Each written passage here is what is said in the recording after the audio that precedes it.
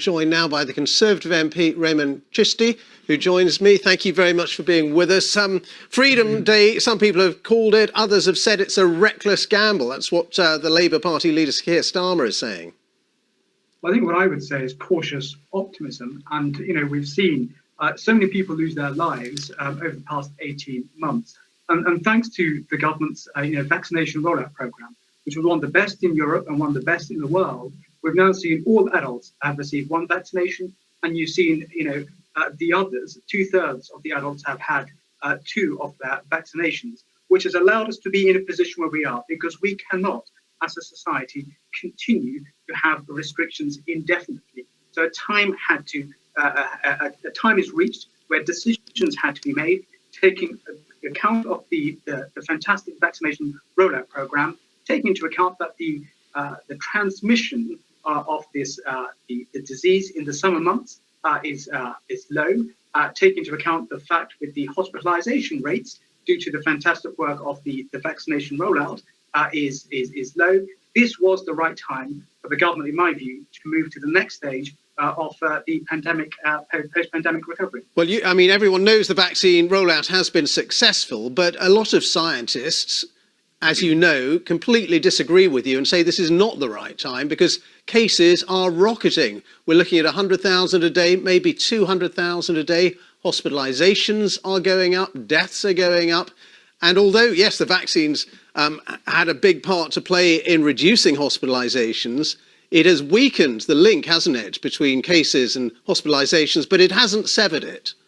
Well, no, I take a different view on that. Look, for me, any one loss of life is a tragedy. But we have to look into wider context. The wider context is as a result of the vaccination rollout. We've seen the figures coming in from Scotland who've gone through the recent stage. And there, with regards to the vaccination rollout and with regards to the hospitalization rates, we've seen that the hospitalization rates, in compared to what they were before, were very low. And taking into account the fact in the summer months, the transmission of this disease is low, then with the combination of the approach, vaccination rollout, hospitalization rates are at a low period. It's the summer month, less transmission in the summer months. For me, it was the right thing to do. Of course, there'll be some people who may take a different approach to that, and I respect them. But when you're in government, you have to make decisions. And for me, it is the right thing to do because our society cannot indefinitely have to put up with restrictions. But why not just keep masks? Why not keep masks as a mandatory thing in this country? Because we've ended up with this rather ridiculous kind of patchwork quilt, haven't we? Where in some places it is compulsory and mandatory, on the London Underground, for example, on the trams in Manchester and so on, but not in other places. So it's a bit of a mess.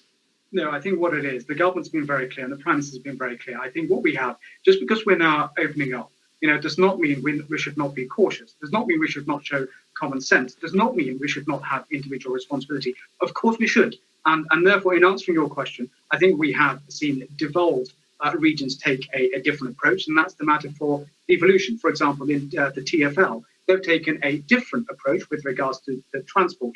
But the government has been very, very clear that with regards to the masks, one should take a common sense approach and therefore individual responsibility. And if you're asking me, do I think if I'm in a confined space, would I continue to wear a mask? Then for me, taking individual responsibility and consideration of others, I will continue in confined space to wear a mask. And I do not think it's right for the government to legislate and tell people how to live their lives, is to put forward, with coming out of these restrictions and then saying each one of us has individual responsibility, using our common sense to do the right thing. And I think that is the right way forward. Last question. Why did the Prime Minister try to get out of self-isolation over the weekend by saying he was part of some Downing Street pilot scheme that meant he didn't have to self-isolate? Well, the fact is that the Prime Minister, as we're looking at it right now, the situation right now, the Prime Minister is self-isolating like everyone else. And but at first he didn't. At first he said he was going to be, him and the Chancellor were going to be part of this sort of exemption scheme, pilot scheme, which nobody quite understood. Well, look, I think that with the whole thing we've seen, the Prime Minister throughout this period has done everything he possibly can to ensure that our citizens are kept safe. With regards to the pilot scheme, that you've just mentioned. I think, throughout this process, different approaches at different stages have to look at to see what is the best way to keep individuals safe. The question now is the Prime Minister, like everyone else, self-isolating for 10 days? But the point is he wasn't doing as everybody else, was he, at first? I know he changed his mind, but at the beginning, he wasn't doing as everybody else has been doing. I think the question is you're asking me, is there with regards to how you deal with these challenges, do we know all the answers? The answer is no. At points, do we have to look at different ways to help address the issue of self-isolation? And we are going to see the situation post the 16th of August. If you are double jabbed, then the issue on 16th of August, the issue of isolation does not come in. The question specifically... But isn't leadership about setting an example for all the millions of people who have to follow the rules? Correct, it is. And that's why he's self-isolating at Chequers at the moment, like everybody else. But he didn't at first. The question is, the issue arose was what is the best way to deal with the situation that he was facing? And at the time, the issue, like you, I do not know the background to this, so I can only comment on the information that I've seen, in the media. The issue was, looked at on the pilot program. Like all things, you look at what is the best way to continue to do your job. And on that basis, running the country, making the tough calls to keep us all safe. And he's done a fantastic job with the vaccination rollout and in one of these most challenging, difficult circumstances our country has faced. At that point, you had to look at what is the best way to do it. And he has made it clear he will be self-isolating like everybody else at Chequers. But he changed his mind after there was a political outcry, and there was a really embarrassing U-turn about 2.5 hours after Downing Street says that he was part of this pilot scheme. Suddenly it changed its mind. The question is, you asked me the same question, 4 times, and I'll give you the same answer. The fact is... Well, with respect, you haven't really answered them. No, I have answered your question. Let me answer it very clearly again. With regards to COVID-19, at different stages, do you have to look at different ways to deal with COVID-19? And is there one way of dealing with it? The answer is no. The issue for the Prime Minister was, what is the best way, to deal with him running the country, taking decisions that he needs to take?